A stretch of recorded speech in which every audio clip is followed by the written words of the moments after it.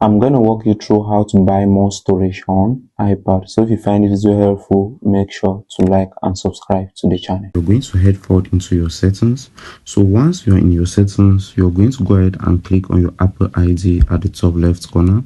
Then here you're going to click on iCloud. So once you click on iCloud, you can see here where it says manage your account storage. You might see on your own device upgrade storage, because I already bought something like 50 gig.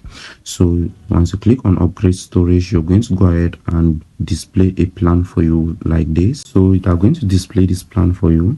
You're going to go ahead and choose exactly what you want. So I currently have this 50 gig, which is cost just something about $1. Then we have this 200 gig and 2 terabytes, 6 terabyte, up to 12 terabytes. So you can go ahead and choose the space or the storage capacity you want and go ahead and purchase.